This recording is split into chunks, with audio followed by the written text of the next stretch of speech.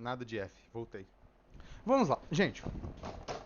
Bem, vamos pegar no passo aqui. Vamos pegar no passo.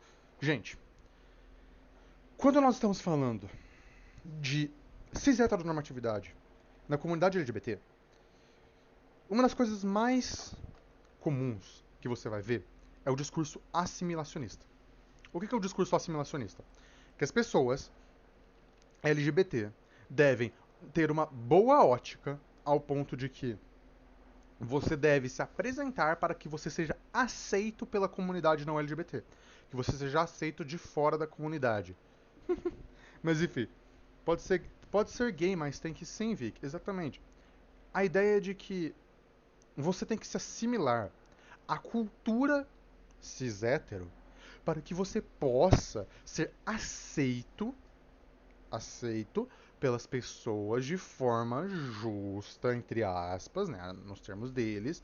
E se você se assimilar à cultura não LGBT, se você se assimilar à cultura heteronormativa, cisnormativa, se você se assimilar à nossa cultura, nós vamos lhe tratar com mais justiça. Logo, nós vamos lhe apresentar mais coisas, nós vamos lhe dar direitos. Isso é uma mentira. Por causa que a cultura LGBT não é sobre isso. E essas pessoas estão mentindo.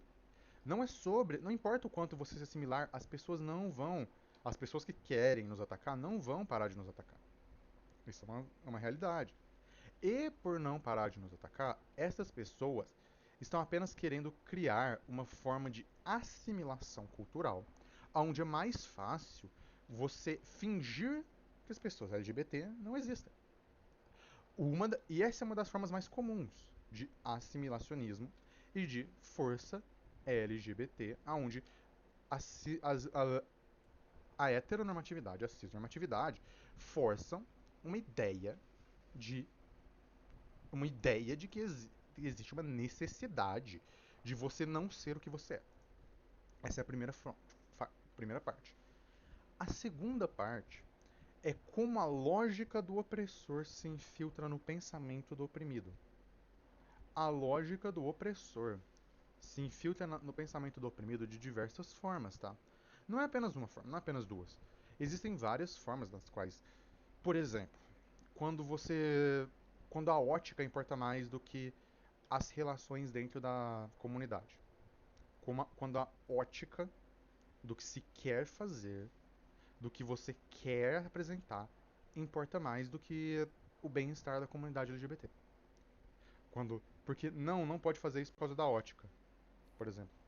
No final das contas, a comunidade LGBT está e é influenciada pelos grupos ao redor dela e vice-versa. Então nós temos que pensar o que nós somos e o que nós queremos fazer. Quem nós somos. O que nós apresentamos como verdade ou mentira. E aqui vai alguns pontos da cisnormatividade e heteronormatividade da comunidade LGBT. Bem fortes na comunidade LGBT, inclusive. Por exemplo, que você tem, o assimilacionismo é um. A segunda parte é, por exemplo, a linha de que o binarismo, o binarismo LGBT, na qual, por exemplo, existem pessoas transbinaristas que acham que só existe homens e mulheres, o binarismo, que também é forte, mas principalmente o transmedicalismo, na qual o transmedicalismo é a implicação da lógica LGBT. Da lógica, é a implicação da lógica binária e medicalista na comunidade LGBT. Quando nós temos essa relação, nós temos que entender a cisnormatividade, a heteronormatividade, as normatividades, elas se infiltram na comunidade LGBT de forma a reproduzir os pensamentos da opressão. Ela reproduz os pensamentos da opressão vestidos, mascarados de defesa do oprimido. E sim, e é isso que acontece. São os pensamentos que se mascaram da defesa do oprimido. Basicamente, a lógica da opressão mascarada como defesa do oprimido. Isso nunca vai acontecer. A questão é que quando você está em uma relação de poder, quando você tem uma relação de habilidade, quando você tem uma relação de construções da opressão, você não consegue simplesmente ignorar as relações da lógica do opressor. E a lógica do opressor é muito clara. A lógica do opressor se forma a partir e independente da forma como você deseja construir. Ela tem uma lógica própria e ela tem uma relação própria de poder. E por ter uma relação própria de poder, você tem que entender como é que a lógica do opressor atinge o oprimido. E ao atingir o oprimido, por exemplo, existem algumas lógicas que se formam, inclusive na comunidade LGBT, sobre, por exemplo, narrativas sobre pessoas não binárias. As pessoas não binárias existem, e existem há muito tempo. E por existirem essas pessoas não binárias, você tem que as pessoas se formam de forma a não binariedade muitas vezes é questionada como uma distorção de muitos conceitos LGBT. E, por exemplo, isso é verdade. E sim, a não binariedade questiona muitos conceitos LGBT que se apresentam como verdade absoluta. Isso é desde sempre. Quando a não binariedade apareceu, da mesma forma como quando a, as pessoas bissexuais apareceram, houveram questionamentos da houveram questionamentos dentro da comunidade sobre as suas próprias construções que se formaram. E essas próprias construções que se formaram durante o tempo se formaram por necessidades. Fala que estão. O que seria não binário? Pessoas não binárias, sem pela Lucas Stack, pessoas não binárias, pessoas que têm alguma identidade não binária, bigênero, agênero, pessoas, por exemplo, xenogênero, terians, o pessoal, por exemplo, que tem gênero misto, gênero fluido, gênero variável. A cisnormatividade se introduziu como um meio de assimilacionismo na comunidade queer. E ao se introduzir como este meio de assimilacionismo, a cisnormatividade, a heteronormatividade se apresentam como soluções a serem apresentadas e construídas. E por serem soluções, elas se apresentam como ideias de vivência, ideias de solução, ideias de que aquilo vai, de que você vai ser aceito se você apenas começar a se comportar. O problema não é que você é gay, ou que você é lésbica, ou que você é trans. O problema é como você se comporta. O problema é como você se veste. O problema é que você faz uma coisa estranha. E isso é a lógica do opressor. O segundo ponto, neste meio, é que a lógica do opressor se mantém através de uma lógica de opressão total e se mantém através de uma lógica de manutenção dos sistemas de opressão. E ao se manter através dos sistemas de opressão, estas lógicas vão continuar a manter os sistemas em si. E ao continuar a manter os sistemas em si, estas lógicas, você não pode usar as ferramentas do opressor para libertar o oprimido. Você não consegue fazer isso. Você não consegue usar a ferramenta do opressor para libertar o oprimido. Você não consegue utilizar a lógica opressora para se libertar, porque a lógica opressora é necessariamente cruel. A lógica opressora é necessariamente uma forma de violência. E a lógica opressora é necessariamente uma construção social que existe para manter as pessoas dentro de uma manutenção dos sistemas. Eu vou explicar um pouquinho da, isso aqui é um pouquinho da história LGBT. Quando as pessoas. Quando pessoas bissexuais apareceram na comunidade, elas foram questionadas. Quando pessoas. Da mesma forma que as pessoas assexuais aparecem na comunidade hoje, elas são questionadas de forma existencial. Tipo, existencial mesmo. Por exemplo, você pode ser assexual? Claro que você pode ser assexual. Só que existe uma ideia de que o assexual não sofre da mesma forma que as pessoas gay, por exemplo, que gays, que lésbicas. Só que isso não é verdade, porque é um tipo diferente de sofrimento. E existe sim preconceitos contra pessoas assexuais, dentro e fora da comunidade LGBT. Pessoas não binárias, existem formas de preconceito dentro e fora da comunidade LGBT. E quem acha que pessoas não binárias são aceitadas em toda a comunidade LGBT, principalmente no Brasil, que é extremamente transmedicalista, tá errado. Eu sei por experiência. Existe um preconceito, um transmedicalismo enorme na comunidade LGBT. E um transmedicalismo fodido. É um transmedicalismo intenso mesmo na comunidade LGBT brasileira. É um transmedicalismo que, pra você ser trans, você tem que fazer algum tipo de transição. Senão, você não é trans. Isso não é verdade. Da mesma forma que você pode fazer transições sem ser trans. Você pode. Nada impede. As duas relações são verdades. Mas a pessoa. Você pode fazer uma transição, por exemplo, hormonal e você não se identificar como uma pessoa trans. Você será uma pessoa não normativa de gênero? Sim. Por causa que a não normatividade de gênero é quem não se enquadra nos padrões de gênero da, da cisnormatividade. Mas, ao mesmo tempo, isso só é verdade a partir do momento em que você constrói uma normatividade em si. E existem normatividades na comunidade LGBT também. Essas normatividades da comunidade LGBT, elas se aplicam, elas se aplicam até hoje. Elas continuam a se aplicar. Como eu estou falando? O que eu quero dizer? Que é isso? Mas enfim, existem outras relações, é claro, da comunidade LGBT. Como, por exemplo, existe a relação de sexualidade, a relação da não sexualidade. Existem relações de gênero, de coisas que se aplicam. E quando nós estamos falando disso tudo, quando nós estamos construindo isso tudo. Uai, gente, onde foi parar meus Steam Packs? Que bizarro. Peraí, vou ter que carregar de novo. O Steam Pack sumiu, não dá pra. Não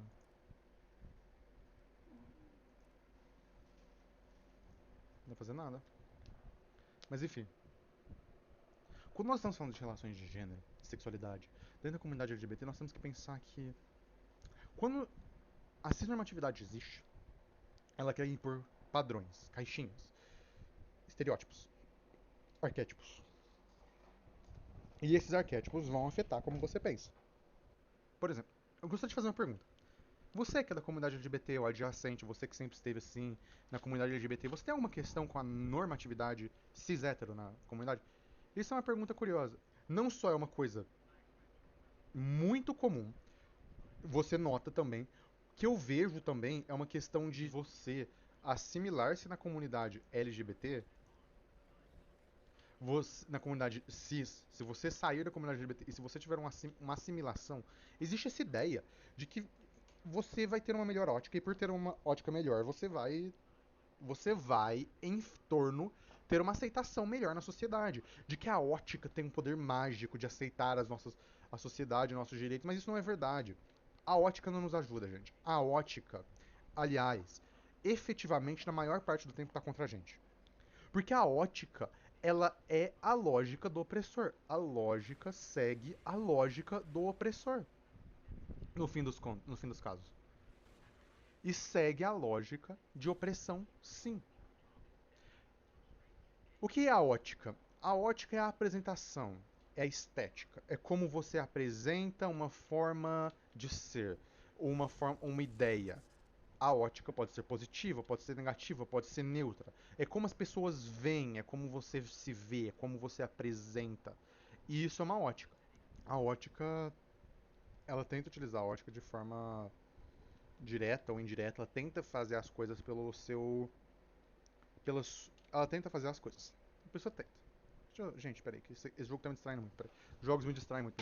Enfim, as pessoas tentam fazer a ótica delas. As pessoas tentam fazer. As pessoas tentam sobreviver pela ótica. As pessoas tentam criar pela ótica. As pessoas tentam.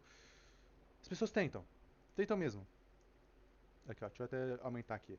Eu quero dizer o seguinte: as pessoas tentam, de alguma forma, sempre, criar pela ótica, fazer a ótica. Uma ótica do opressor. O primeiro passo é sempre esse. Mas não funciona. Porque a ótica é o que. A ótica tem um problema muito grande de você tentar aplicar a ótica do opressor para tentar fazer para tentar libertação. Porque a ótica do opressor serve ao opressor. A ótica serve ao opressor. É bem simples. Ela serve ao opressor. Você pode precisar fazer coisas que não vão parecer boas na ótica. E essas ações vão ser necessárias, mas elas vão ser oticamente ruins, então você não vai fazer essas ações. Eu nem tô falando de nada muito severo, não. Eu tô falando de coisas simples, como, por exemplo, viver, por exemplo, dar direitos a pessoas não binárias. Dar direitos a pessoas não binárias é contra a ótica. Porque as pessoas não entendem o que não binário é. As pessoas não entendem isso. Logo isso vai contra a ótica. A ótica está sempre do lado do opressor. E pela ótica estar sempre do lado do opressor, nós criamos um problema. Pela ótica estar do lado do opressor, você tentar se pautar pela ótica, sempre vai ter problema. Sempre vai ter restrições. Sempre vai ter uma relação. Nós não podemos usar a lógica do opressor para nos libertar. Não tem como você utilizar uma lógica opressora para se libertar. A única forma de você se libertar é através da sua própria vontade e a própria formação ideológica, através da sua própria construção, através do seu próprio construtivismo, através da sua própria relação de educação, dos seus próprios construtos. Você não consegue se libertar. Até porque, mesmo que você ganhe direitos, você vai ganhar direitos dentro da lógica opressora. E esses direitos, dentro de uma lógica opressora, vão se tornar direitos opressores. Por causa que não tem como você construir uma ideia dentro da cisnormatividade, dentro da heteronormatividade, que não coloca as pessoas em caixinhas. E é isso que o transmedicalismo é, por exemplo. O transmedicalismo é a lógica opressora aplicada a ideias LGBT. E que cria caixinhas de necessidade, e que cria ideias construídas ao redor de si, que na realidade se tornam ideias forçadas. Se tornam ideias que não vão te ajudar no final das contas. Se tornam ideias quebradas. E é claro que eu vou falar o seguinte: existem formas de você ter uma ótica positiva, mas existem algumas ideias na comunidade LGBT que não fazem sentido, que não são reais essas ideias. Elas não são. Por exemplo, e essas ideias são vistas como cânone, como absolutas. Uma dessas ideias é que nos Estados Unidos, inclusive, que eles têm o título de que eles falam o título, chama Born This Way, nascido dessa maneira. Esta é uma ideia canonicamente errada, fisiologicamente errada. Quando nós estamos falando de identidades LGBT, nós não devemos essencializar essas identidades também. Não se trata de criar uma nova, um novo essencialismo também. E é claro que algumas pessoas podem ter nascido daquela forma. Isso é verdade. É claro que muitas pessoas podem ter feito isso. Isso é verdade também. Mas nós estamos falando de uma comunidade diversa, ampla, grande. Nós estamos falando também de uma comunidade de uma ideia que tem uma ideia aberta de várias pessoas. Você não pode universalizar experiências dentro dessa comunidade, porque quando você universaliza experiências, você necessariamente vai excluir alguém na universalização de experiências. Você necessariamente exclui pessoas. Isso também não quer dizer que, que você também não pode, por exemplo, ficar na defensiva e esperar que as pessoas lhe apresentem as narrativas para você atacar. Não, você tem que dar as narrativas, você tem que apresentar as narrativas, você, a comunidade LGBT tem que apresentar as narrativas. E um dos pontos da teoria queer é essa, apresentar as narrativas a si mesmas. Nós não podemos nos prender a narrativas forjadas. Nós não podemos nos prender às construções sociais que nós temos. E é claro que também existem narrativas que nós não podemos ignorar. Porque é o seguinte, muitas coisas que não funcionam pra gente funcionam para as pessoas que nos odeiam. Por causa que o objetivo é diferente. Nós temos que pensar nos objetivos do que eles querem. E o que eles querem não é o que nós queremos. Pessoas como os fascistas, os conservadores, não querem o que nós queremos. E nós devemos aceitar isso. Essas pessoas não querem o que a gente quer. Então, a ideia dele do que se deve construir é fundamentalmente diferente do que a nossa ideia do que nós queremos construir. É fundamentalmente diferente. E por ser fundamentalmente diferente, essas ideias se constroem de forma fundamentalmente diferente. Essa é a realidade. E por se construírem de forma fundamentalmente diferente, essas ideias se formam em uma questão de confusão. Por exemplo, para um conservador, e para um conservador, a pessoa gay, que, por exemplo, uns pais conservadores, ele ser agressivo com o filho gay vai funcionar. Porque não é sobre estar certo, é sobre a crueldade. É sempre sobre a crueldade. Não é sobre estar certo ou errado, é sobre a crueldade. Os sistemas que nós temos não são sistemas feitos para funcionar muitas vezes, mas são sistemas feitos para ser cruéis. E se o ponto do sistema é ser cruel, ele não vai falar que ele vai ser cruel. Ele vai dar uma justificativa falsa para si mesmo. E você falar que a justificativa dele é falsa, não vai funcionar. Você tem que desmantelar os sistemas dentro da sua própria lógica, dentro da sua própria ideia, dentro da sua própria ideação. Se você não desmantelar esses sistemas de opressão, nós não vamos conseguir nos libertar. A cisnormatividade dentro da comunidade LGBT é grande. Principalmente, como eu estou repetindo, transmedicalismo, assimilacionismo. São as duas grandes forças na comunidade LGBT do Brasil. Assimilacionismo, de que se a gente se comportar das formas que corretas, entre aspas, das formas certas, que nós vamos ser aceitos. Não, isso não vai acontecer. E existe o transmedicalismo, os medicalismos que se vo, que para você ser aceito, para você convencer as pessoas, você tem que ter uma argumentação dentro da medicalização, dentro da medicalidade, dentro do mundo médico, que não é verdade também. O transmedicalismo não vai funcionar, porque o transmedicalismo é uma lógica opressora. O assimilacionismo não vai funcionar, porque o assimilacionismo é opressor. É uma lógica do opressor. É a lógica do opressor aplicada a ideias LGBT. É claro, nós não devemos abandonar tudo isso em prol de uma ideia também. Nós não devemos só abandonar isso, nós devemos desmantelar isso. Nós devemos desmantelar o transmedicalismo.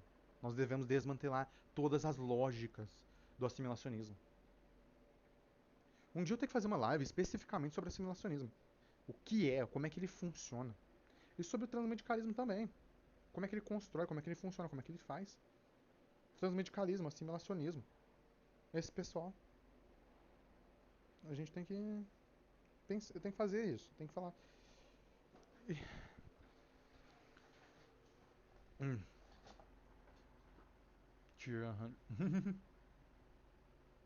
e aqui nós estamos falando sobre o meio LGBT, sobre as relações LGBT na realidade.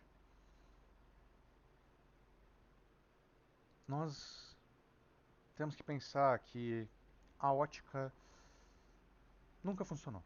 A ótica está do lado do opressor. O opressor, a opressão, os sistemas opressores, os sistemas de opressão organizam a ótica. Eles constroem a ótica. Então, se você seguir a ótica, você necessariamente está seguindo as relações de opressão, que já existem. Um hétero cis pode ser uma pessoa queer? Pode. Nesse caso. Pode. Como eu disse, uma pessoa pode ser hétero cis e tomar hormônios para mudar para mudar o corpo. Você pode ser não conformante de gênero. Você pode ser. Hétero e cis não dizem quase nada sobre você. Assim como trans, assim como gay, lésbico, não diz quase nada sobre você. Existe, na verdade, um arquétipo que as pessoas assumem. As pessoas assumem arquétipos. Isso é verdade. Quando você fala, eu sou gay, as pessoas assumem arquétipos. As pessoas assumem arquétipos que elas projetam em você esse arquétipo. Do que é, do que não é, do que você faz, do que você não faz, do que você acredita ou não. São arquétipos. Mas na prática, hétero, cis, gay, lésbico, trans, não binário não diz muita coisa sobre você, na realidade. Não diz uma parte importante para você, mas não diz suas crenças, por exemplo. Você pode ser trans e transfóbico pra caralho. Você pode ser gay e homofóbico. Você pode ser lésbica e odiar pessoas bi. Você pode ser lésbica e racista. Você pode ser trans e racista. Você pode, sabe, essas relações, você ter um aspecto importante da sua identidade, sim. Hoje em dia esse aspecto é importante. Não diz nada sobre você em si. ele só te demonstra um pequeno aspecto da sua personalidade. Você pode ser gay, você pode ser lésbica, você pode ser tudo. Você pode ser bi, você pode ser pan, você pode ser bigênero, agênero, você pode ser assexual. Você pode ser muitas coisas, mas isso em si diz pouco sobre você. Porque você pode ser cis hétero e até cair na normatividade ser uma pessoa maravilhosa, um cara de boa, que aceita todo mundo. Ao mesmo tempo, você pode ser trans e ser uma pessoa filha da puta do caralho. Você pode ser uma pessoa escrota, cheia de preconceito, racismo, cara. Você pode, isso pode acontecer, porque não. Você ter uma identidade não é uma relação moral. Não é uma indicação moral. A sua identidade não é uma indicação moral. É simplesmente isso. Não é. Não é mesmo. Sabe? Nunca foi. E, e a ideia de que você pode ter uma indicação moral é uma ideia de que só te coloca em um lado mais marginalizado da sociedade. É isso que acontece. Sim, te coloca na marginalização social. Isso acontece. Isso vai te colocar na marginalização social, em algum nível. Mas existem interseccionalidades. Uma pessoa gay e negra não tem as mesmas relações que uma pessoa trans branca, que não tem as mesmas relações que uma pessoa gay branca, que não tem as mesmas relações que uma pessoa classe média alta, que uma pessoa pobre, que uma pessoa rica. Existem intersecções entre classe, raça, gênero, sexualidade. Essas intersecções afetam uma outra. Elas afetam. E essas intersecções alteram aonde você se posiciona. E essas intersecções não só existem, como elas também podem afetar. E é claro, você pode pegar uma pessoa, tipo, uma pessoa nascida pobre, uma pessoa que nasceu na periferia, uma pessoa periférica, negra, gay, que é uma pessoa horrenda que está ali que está ali trabalhando, um traidor de classe, como o Fernando Holliday. O Fernando Holliday decidiu trair o maior número de classes possível, foda-se, ele tá traindo um monte de classe. O Fernando Holliday, por exemplo, ele é negro, ele é gay, ele é periférico. E aí? Ele ao mesmo tempo você não essa pessoa ao mesmo tempo você não pode escutar nada sobre o que ela diz. Porque o Fernando Holliday é um filho da puta. Essa é a realidade. É o cara do MBL, sim, sim, o Fernando Holliday. Não escuta nada do que ele diz. Então você tem intersecções de classe, raça, gênero, sexualidade, idade. Você tem intersecções de poder, regionalidade. Uma pessoa nascida na Bahia vai ter relações diferentes de uma pessoa nascida em São Paulo. Uma pessoa nascida no interior de São Paulo vai ter relações vagamente um pouco diferentes de uma pessoa nascida na capital de São Paulo. Então, existem relações interseccionais de tudo, não só de uma. Você, por isso que eu tô falando, a intersecção também é importante, porque as outras coisas também afetam você. Uma pessoa gay e uma pessoa hétero podem ter muito pouco em comum ou podem ter muito em comum. Existem pessoas gay que a gente inclusive chama de do da gay padrãozinho, que a gente fala, ah, a pessoa é gay padrãozinho, sabe? Padrãozinho. Que é a pessoa que se enquadra no arquétipo da cisnormatividade e da heteronormatividade. E, inclusive, eu sei por fato que muitos meios onde existem homens gays são transfóbicos pra um caralho. A comunidade LGBT não é nem unida, não é nem consistente, não é nem uma comunidade, é simplesmente um grupo de afinidade. E nós temos que tomar muito cuidado quando nós estamos falando desse tipo de coisa, porque a comunidade LGBT é um grupo de afinidade. É um grupo que se enquadra simplesmente por ter essas características. Mas essas características dizem muito pouco sobre o indivíduo ou até sobre grupos. Existem grupos de homens gays que são muito transfóbicos. Existem grupos de mulheres lésbicas que são transfóbicas. A maioria desses grupos não é transfóbico? A maioria não é, ao mesmo tempo. A maioria das mulheres lésbicas não é transfóbica. A maioria dos homens gays não é transfóbico. A maioria não é. Ao mesmo tempo, negar que isso existe e negar que existem grupos que impõem a cisnormatividade, inclusive dentro de todas as comunidades, existem grupos de pessoas trans extremamente transmedicalistas. Extremamente transmedicalistas ao ponto do absurdo. Ao ponto de que você não é trans se você não cair nesse quadradinho, se você não fizer o que eu acho que você tem que fazer. Ou seja, existe um transmedicalismo fortíssimo na comunidade trans também. Existem relações, por exemplo, que negam a não binariedade em pessoas trans ainda hoje. Negam isso mesmo. Negam. Existem pessoas, inclusive, que negam a sexualidade, por exemplo. A sexualidade, muitas pessoas falam que não existe. E isso tudo vem da cis-heteronormatividade. A cis-heteronormatividade cria grupos, cria ideias desses grupos que têm que ser seguidos. E ao tentar se assimilar, ao tentar seguir a ótica, você vai inevitavelmente cair na cis-heteronormatividade. Você vai inevitavelmente cair na lógica da cis-heteronormatividade. Se você não parar de seguir, se você não parar de seguir esse grupo, se você não parar de seguir essa lógica, você tem que as pessoas têm que parar de seguir a lógica da cis-heteronormatividade, ou a gente tá fudido. Porque a lógica da cis-heteronormatividade foi feita e existe para manter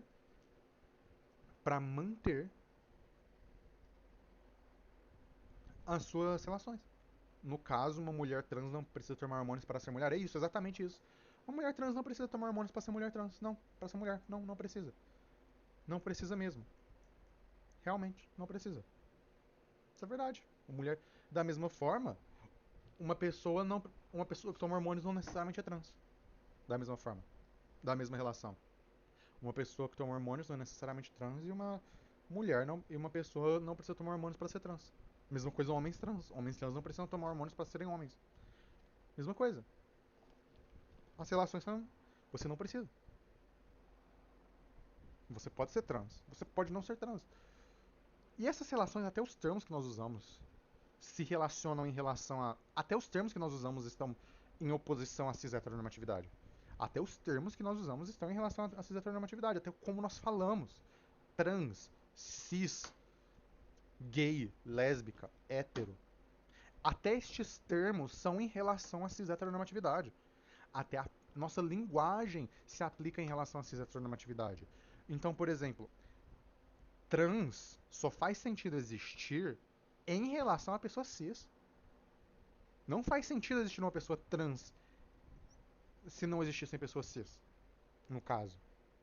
Não faria sentido. É que eu segui um transmedicalista, então eu tinha ideia bem errada. Ah, sim, não. Acontece, muita gente seguiu um transmedicalismo. O transmedicalismo é fortíssimo no Brasil.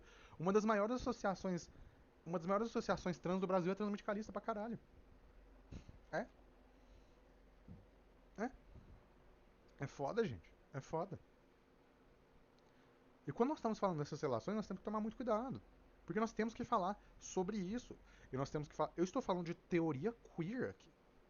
Só que eu precisaria, por exemplo, pegar mais dados. Eu precisaria pegar dados mais específicos. Sobre, por exemplo, se eu quisesse me aprofundar mais. A live que eu estou fazendo hoje, eu tive que fazer mais às pressas, então eu não tive tempo de pegar dados mais específicos, mas eu poderia pegar para a próxima live. Dados mais específicos, números, ideias. Mas ao mesmo tempo, eu não acho que a ideia de que dados sejam tão importantes quanto a relação. Sim, se existe uma pessoa que foge à norma do que foi pensado antes, nós devemos pensar em incluir aquela pessoa também. Aceitar aquela pessoa. E o seguinte, não existe uma pessoa, existem muitas identidades que fogem à normatividade e que fogem muito à normatividade. Existem muitas pessoas que fogem muito à normatividade mesmo. Então o que se faz? Você só aceita a normatividade? Você.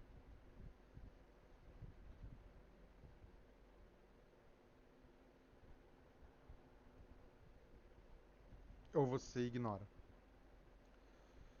Você se assimila?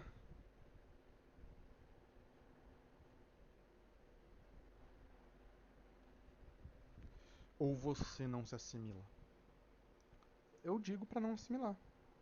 Eu digo pra não assimilar mesmo. Tipo, de jeito nenhum. Eu não acho que a gente tem que se assimilar, eu não acho que a gente tem que seguir a ótica. Aliás, eu acho que a ideia de seguir a ótica é uma ideia errada. Acho que a gente não tem que seguir a ótica de porra nenhuma, não. Acho que a gente tem que fazer o que a gente quiser e quando a gente quiser e por que a gente quiser e foda-se. Vocês que lidem. O resto que lide. Carai. E eu, ai. Lá, ótica. Ótica de cu é rola, gente. Ótica.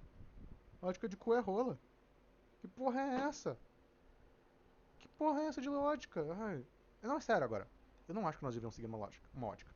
Eu não acho que a ótica é importante do nível que ela é apresentada. Sim, é importante a ótica para as pessoas que aceitam, mas as pessoas, a realidade é, quanto mais estranho o negócio chegar, mais as pessoas vão questionar. Então acho que nós devemos fazer o que nós queremos fazer, porque nós queremos fazer, da forma que nós queremos fazer, quando nós queremos fazer, e as pessoas que lidem. A realidade vai chegar. E quando mudar a realidade através da ação. E da ação própria, seja individual, seja coletiva. Porque a ação individual pode existir, tá, gente? Não existe só ação coletiva. Você pode fazer alguma coisa individualmente, mas faça coletivamente também. Eu não estou aqui para ser contra-organizacional de jeito nenhum, mas faça individual, faça coletivo, faça o que puder fazer. O que puder ser feito, faça. Essa é a ideia simples. O que puder ser feito, faça. A ação coletiva é importantíssima. A ação individual também é. O que puder ser feito, deve ser feito. O que puder ser construído, deve ser construído. O que puder ser feito. O que puder ser feito para desconstruir as realidades, para demolir realidades que foram construídas na cisnormatividade, deve ser feito. E sim, isso também vai. Quando nós estamos falando de sistemas da cisnormatividade, nós devemos fazer ações individuais porque nós reproduzimos. Nós reproduzimos esses meios. Nós, individualmente, como pessoas, também os reproduzimos essa lógica. A lógica da normatividade é reproduzida por aqueles que estão ali. Então é isso aí, pessoal. Mais alguém tem alguma pergunta? Vamos lá. Alguém tem alguma pergunta? Alguma ideia?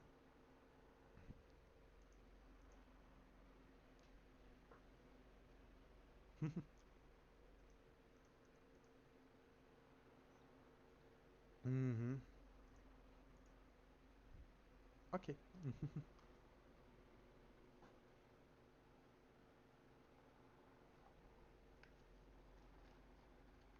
Que bom, que bom, que bom. Deixa eu só fazer aqui, ó. Agora a gente tem comandos, pessoal. Ó, agora a gente tem comandos. Chequem o YouTube. Nós temos comandos agora. Viu? Viu? Até mais, pessoal. Chequem aí nosso Discord, YouTube. Até mais, pessoal. Até mais, pessoal.